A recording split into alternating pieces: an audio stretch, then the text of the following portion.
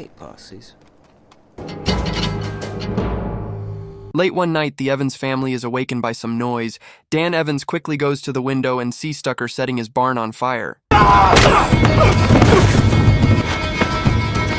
have a week, Evans.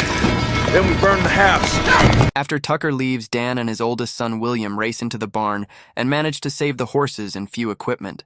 The next morning, Dan's wife Alice tells Dan that she thought their debt to Hollander was all paid off.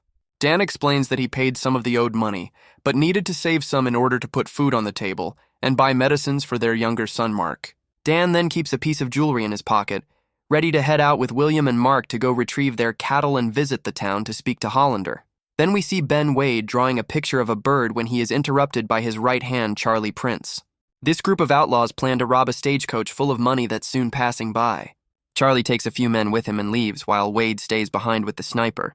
As the coach gets closer, the men start attacking it.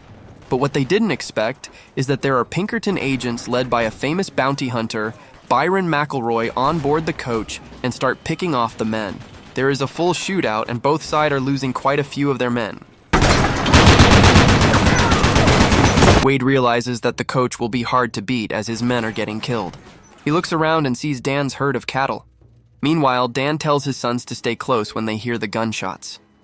Wade, desperate to save his men, fires some shots and chase the cattle off the hills and into the coach's way.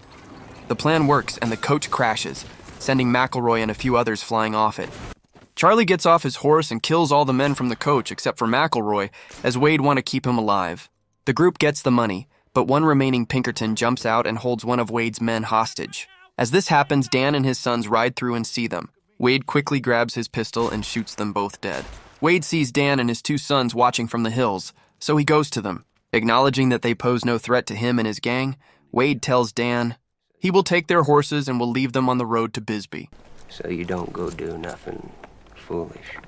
Dan agrees. Wade takes their horses and rides off with his men and the money. After the heist, Wade and his men go to the town where they begin phase 2 of the plan. Charlie goes into the marshal's office and tells him he witnessed Ben Wade rob and trash the stagecoach. After all the officers leave to go investigate, the group rendezvous at the local saloon. After a toast to the comrades who lost their lives, Charlie distributes the loot to the others and they leave the saloon except Charlie and Wade. Charlie sees that Wade fancies the waitress, so he says he'll wait for him nearby, but also warns him that the marshal and his men will be back soon. Meanwhile, Dan and his sons find the wounded McElroy. Dan makes a makeshift stretcher and pulls him all the way to the road, where they find their horses, left by Wade and his gang. Dan tells his sons to get the cattle and go home while he takes the wounded to the town.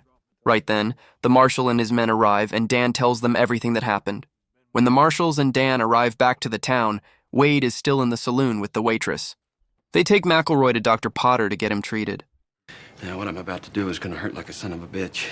Ain't the first time I've been shot. Doc gets the bullet out. Meanwhile, Dan goes to Hollander and tries negotiating, but he wouldn't listen. Hollander reveals his intentions to sell Dan's land to the railroad rather than give the water supply back to him, which Hollander had cut off since Dan couldn't pay all his debts. Hollander walks off to find Wade, leaving Dan distraught. Enraged at the loss of his livelihood and land, Dan goes to the saloon and calls out for Hollander, but instead finds Wade, whom he distracts long enough for the marshal and his men to slip in and arrest him. Everyone starts talking about Wade's punishment, some even wanting to kill him right there. The plan is to transport Wade to Contention City, where he will board a train to Yuma to be convicted in a federal court and hang him in public. But they need men to transport Wade, so Dan volunteers to accompany the others for $200. As they take Wade to the coach, Charlie shows up riding his horse. This town's gonna burn! They quickly get Wade on the coach, while Dan and the others ride to his ranch. Dan and the others have already reached the ranch first, and briefs Alice of their plan. The coach with Wade is on the way and Charlie follows them. Just nearby the ranch, the coach's wheel deliberately gets stuck in a small footbridge.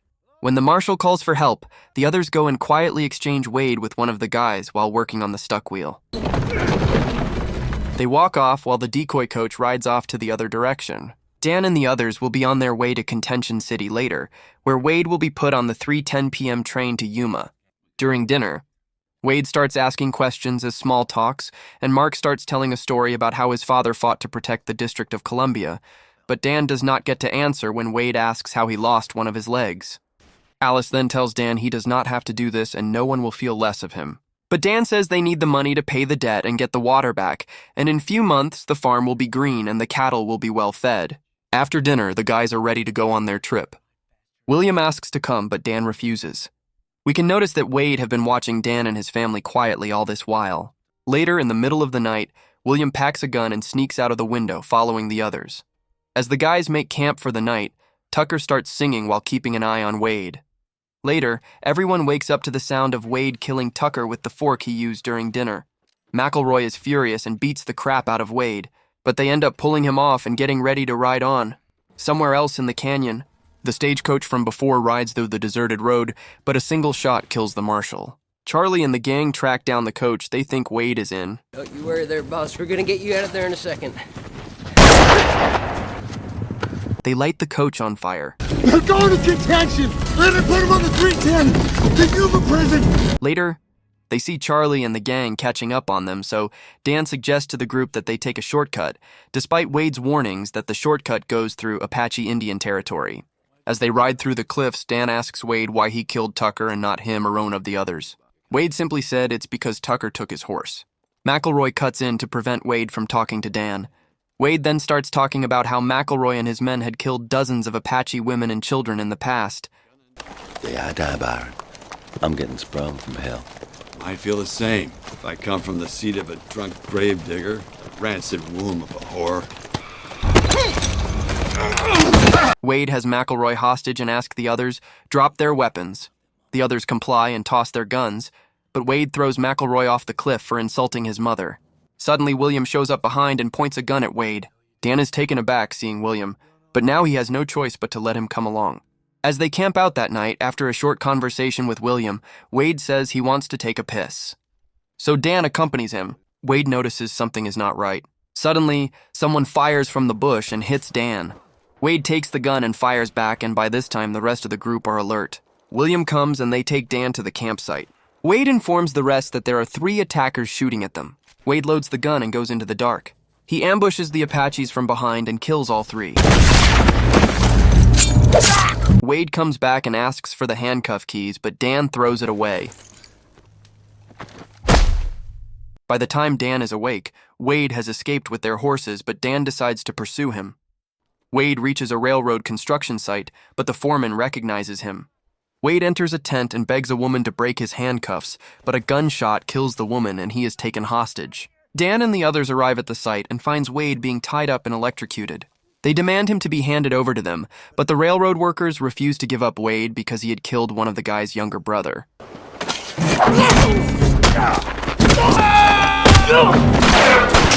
The guys eventually get Wade back, but they get chased through the tunnel. During the shootout, Doc gets hit.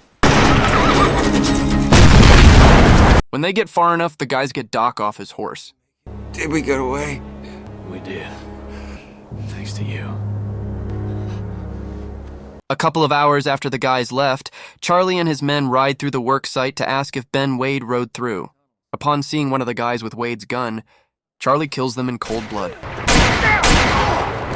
Finally, Dan and the group arrive at Contention couple of hours before the train's scheduled arrival and decides to check into a hotel to lay low.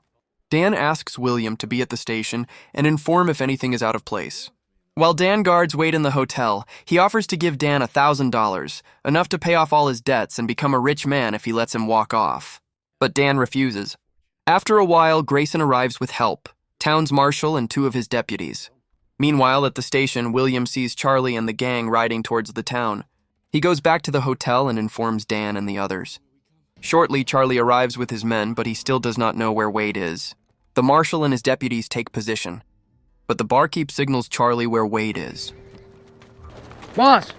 After a brief conversation with his boss, Charlie makes an announcement to give $200 to any townsperson that helps kill anyone guarding Wade, and surprisingly, a lot of them volunteer. Seeing this, the marshal backs out, saying it's not a fair fight anymore. They walk outside to surrender, but are shot down anyways. Now Dan is in a tough situation. Grayson decides that maybe it is time to let Wade go, so he offers the $200 he promised Dan as reward money for the mission. Even William tells him they should go back home, but Dan refuses. He says that if they back off now, Doc and McElroy died in vain and there will be no justice served.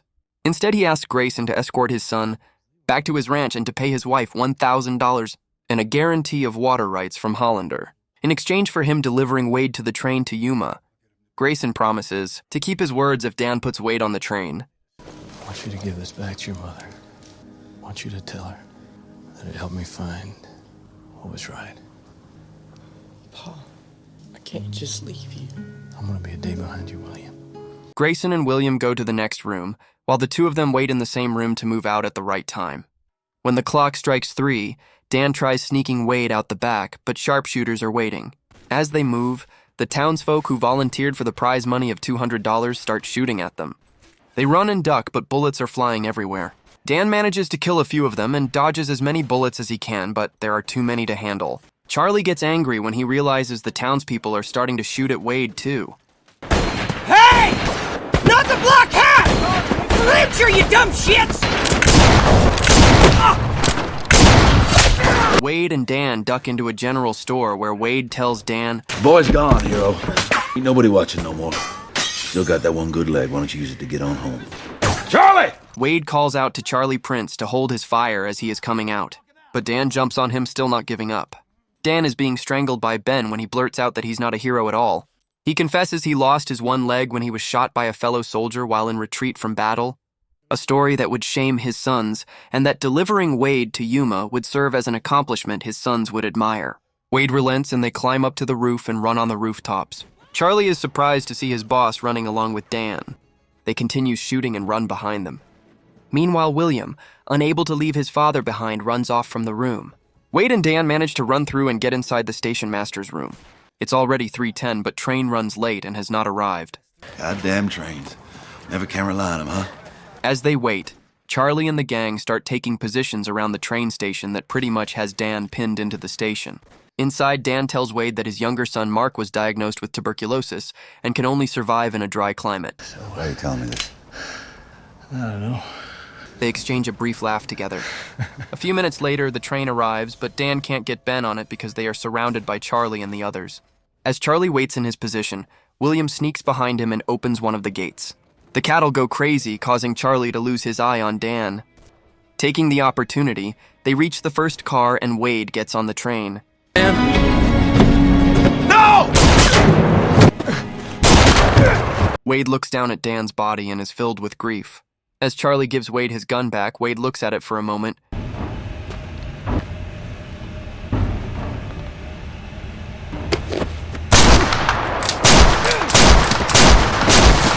He grabs Charlie and with teary eyes shoots him dead. William runs to Dan's side and tells his father, You done it, Pa. You done it. You got him on the train. William points his gun on Wade, but he can't bring himself to kill him. Wade boards the train politely and surrenders his weapon. As the train leaves, he whistles for his horse, who follows after the running train into the distance.